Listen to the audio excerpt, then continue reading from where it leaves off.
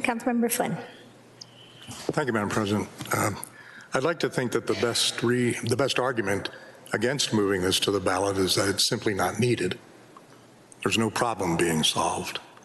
But now, aside from the concerns that RCV disenfranchises voters and can't guarantee majority winners, we learned recently from the RCV lobbyists that this isn't just a precursor to the next shoe to fall, which is to move our spring nonpartisan municipal elections to November. Now, forget the fact that our spring municipal elections generally have higher, not lower, higher turnout than the off-year November elections for school board, or that moving to the partisan even-year November elections would put our nonpartisan city elections somewhere in the middle or close to the bottom of what could likely be 8 or 9 ballot pages.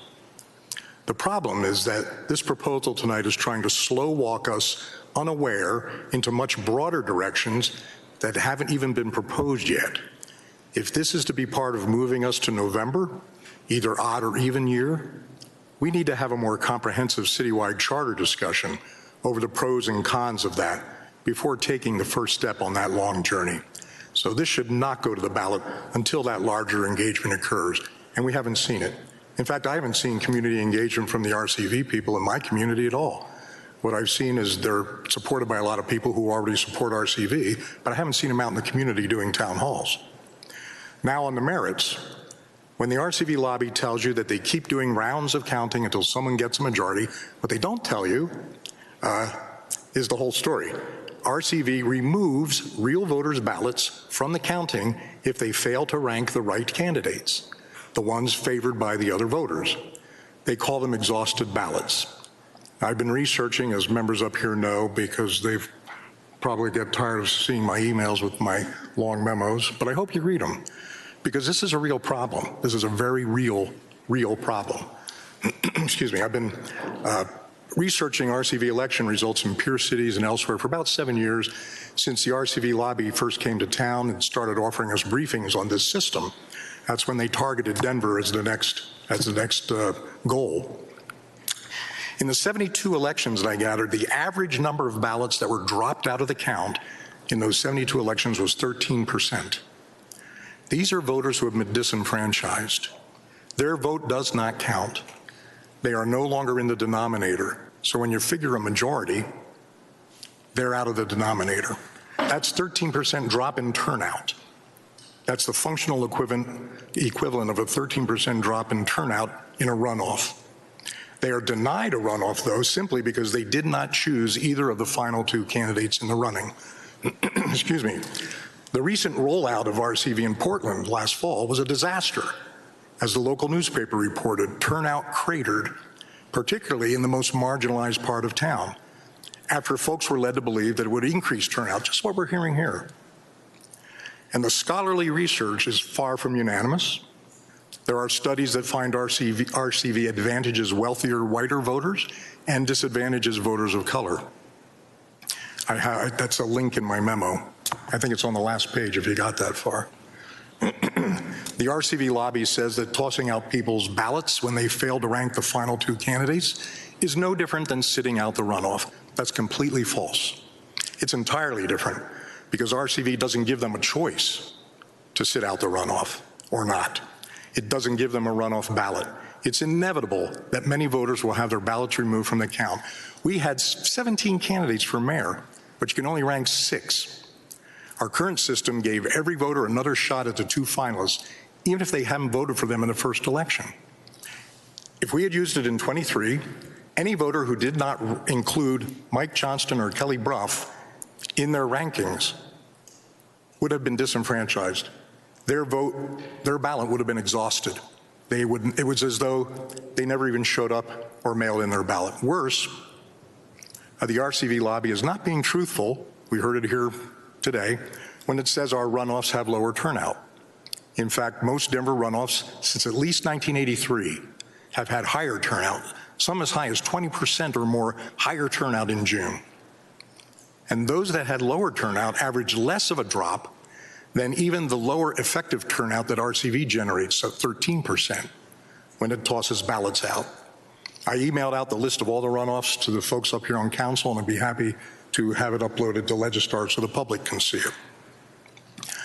One election I looked at in San Francisco, the winning candidate got only 24% of the vote, but RCV reported that that candidate won with 53%. How did he do that? By tossing out more than half of all the voters' ballots because they didn't rank the first or the second place finisher. 76% of all the voters who showed up did not choose this candidate, but their ballots were tossed. Who went on to, the winner went on to represent them anyway with only 24% of the vote. This can happen in Denver, and we deserve better. In fact, in 11 RCV mayoral elections, among those 72, in San Francisco, Oakland, Minneapolis, and Portland, not once has a mayor yet been elected with majority support. Not once. Denver deserves better than this. Denver elections already have nearly everything that RCV backers say they want to bring to Denver. We've never had a more diverse council, and women have been a majority of city council for all but one term since they first became a majority in 1987 runoff elections. Are RCV campaigns more civil? I don't know how you'd quantify that. I think it's merely aspirational. But I've read about some very nasty RCV campaigns, and you can too if you bother to research it. So I suspect this is more aspirational than an actual deliverable. In fact, most of us up here today, as I think many of our predecessors in these seats would tell you, that their own campaigns were fairly civil and friendly, with perhaps an exception here and there, just like RCV says. Nearly all negative campaigning comes from independent third-party committees. That won't change with RCV. I suspect the civility of campaigns has more to do with the candidates who are running than the system in which they're running. Just look at the New York Democratic mayoral primary in 2021. Eric Adams squeaked through by only 7,000 votes out of nearly 1 million cast. But 140-some thousand ballots were disqualified because they were exhausted. If there had been a runoff instead with Catherine Garcia that close to Eric Adams, because Maya Wiley was the spoiler in that one, in that RCV race, if 140-some thousand New York Democrats had been given a runoff ballot, could they have given Catherine Garcia the win over Eric Adams? We wouldn't even have heard of Eric Adams at this point. Voters have had a good range of choices in Denver elections as well. We had 17 people running for mayor last time around. RCV promises more diversity and better outcomes, but in my research into those 72 elections, never has a low-ranked candidate in the first round of counting ever come to the top to win. In fact, more than 97% of these elections, 70 out of 72, the candidate who had the most or the second most votes in the first round won in the end.